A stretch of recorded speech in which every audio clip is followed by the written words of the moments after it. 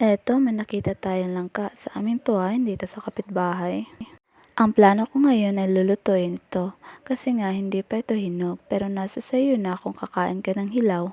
Ngayon ay naghihiwa na ako nito langka. Pasensya na kung medyo matatagalan yung paghihiwa ko nito pero hindi naman puro hiwa na lang tayo sa buong video kaya matuto kang maghintay at huwag mo siyang tularan. At ngayon patuloy pa rin ako sa paghihiwa-hiwa. Medyo nahihirapan ako dahil sa mga dagtang kumakapit sa kutsilyo.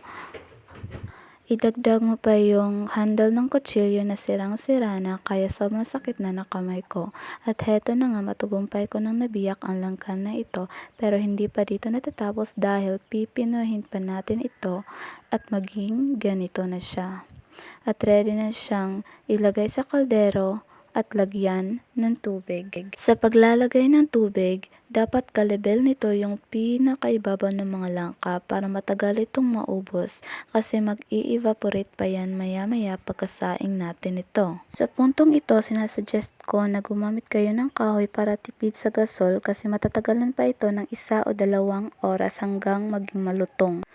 Malutong na langka kaya dinidrain ko na ang tubig nito at ilalagay ko na sibuyas, bawang, dahon ng sibuyas, luya, at gata na pangsabaw. Kayo na ang bahala kung gaano karaming gata yung ilalagay nyo. Ako mas dinadamihan ko yung gata kasi mas gusto namin yung may maraming sabaw. Ngayon, ilalagay ko na ang asin at depende na sa inyo kung gaano kadaming asin yung ilalagay ninyo.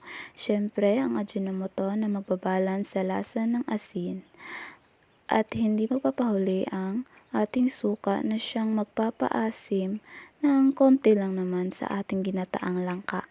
Ngayon, isisaing ko na ito hanggang sa kumulo. May puno pala kami ng bago sa bakuran, kaya isinali ko na lang ang dahon ng bago sa niluluto kong langka para may dahon-dahon naman yung ating langka. Hindi ko alam kung ano ang Tagalog ng dahon ng bago, basta dahon ito na makakain naman ng tao. Tatakpan ko lang yung kaldero at isisimmer ko lang ng 1 minute para lang maluto yung dahon ng bago. At ngayon, lutong-luto na ang ating ginataang langka.